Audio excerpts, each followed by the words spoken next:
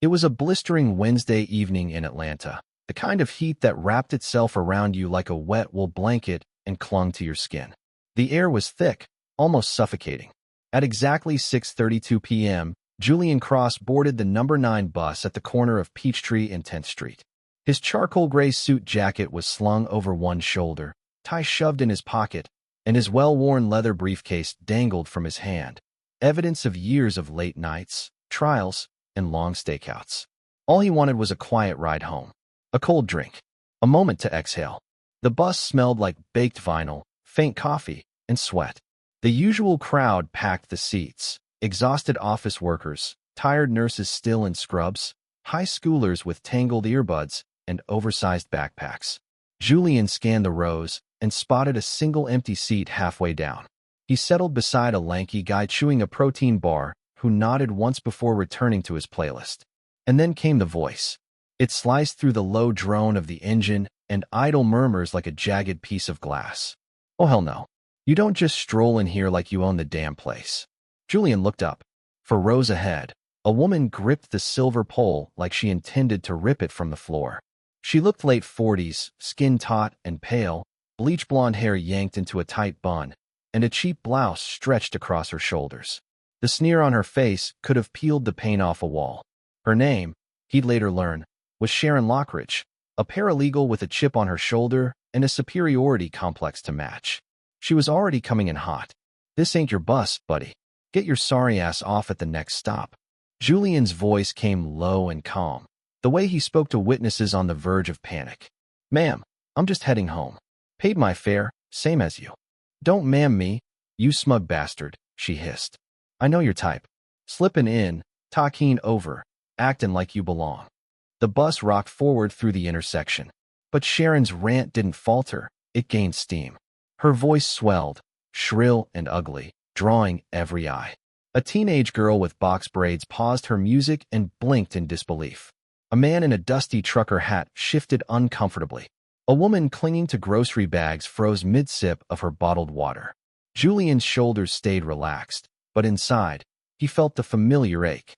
He'd been here before, followed in department stores, undervalued in meeting rooms, pulled over for looking out of place 2 blocks from his grandmother's house.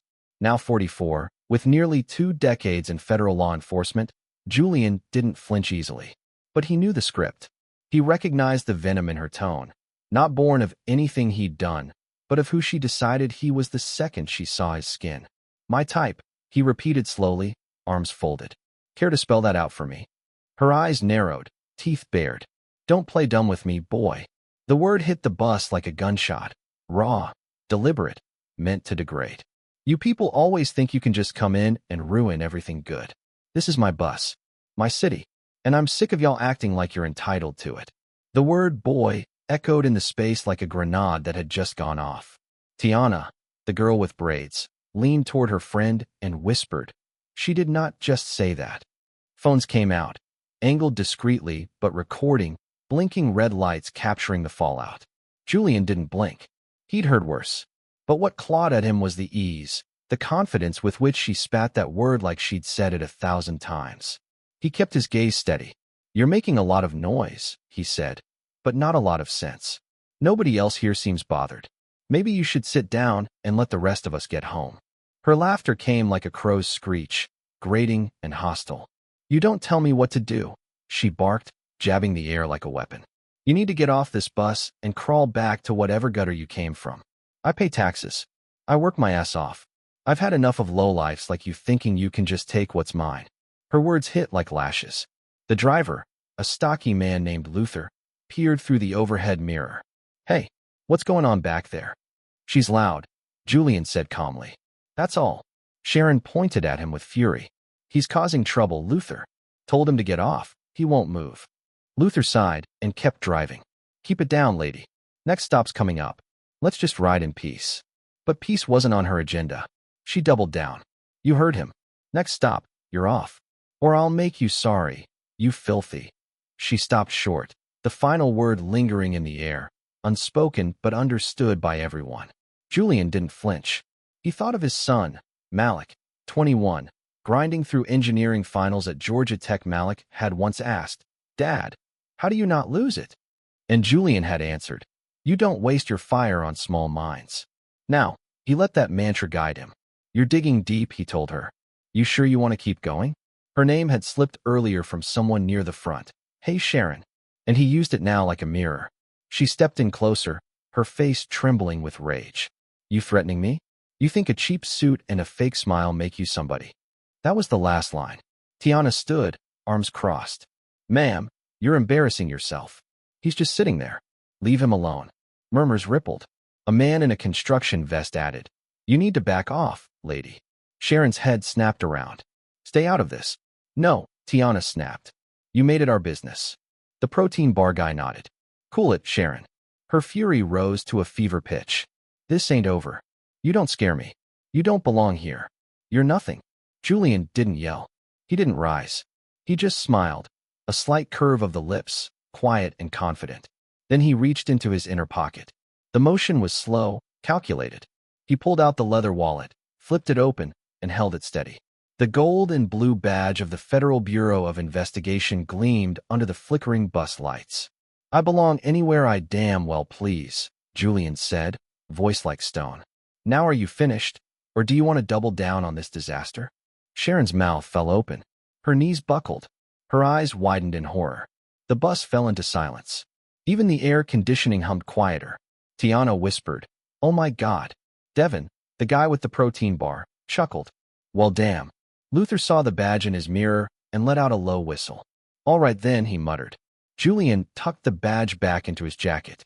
Find a seat, he told Sharon, before you fall over. She didn't move at first.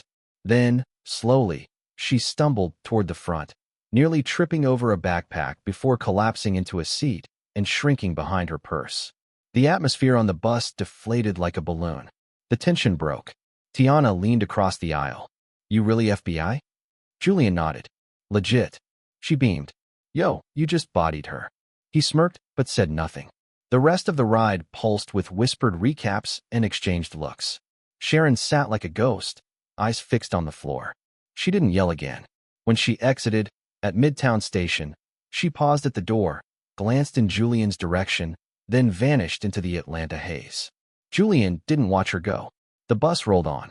The phones that had recorded the scene uploaded the clip before the bus even hit its last stop. By midnight, it was viral. Caption, racist woman harasses black man on Atlanta bus. Turns out, he's FBI. By morning, the clip had over 300,000 views. Julian's son texted him, You're blowing up, Dad. You okay? He replied, I'm good, son. Get some sleep. Sharon didn't fare as well. Someone recognized her from the clip. Her law firm got wind. By Friday, HR called her in. Terms like bias training, public behavior, and reputation risk were thrown around. She kept her job, but her nickname at the office became Route 9. Julian, meanwhile, went back to work, quietly. Closed a fraud case Thursday. Ate wings with Malik Friday night. When Malik said, You looked like James Bond, Julian chuckled. Just doing my job, kid. But Malik got serious. Nah, you did more than that. And maybe he had. Maybe he reminded people, on that muggy, metal bus, that dignity doesn't need volume. That strength doesn't require shouting. That truth, when revealed in silence, echoes louder than hate. Weeks later, he saw Luther again at a gas station.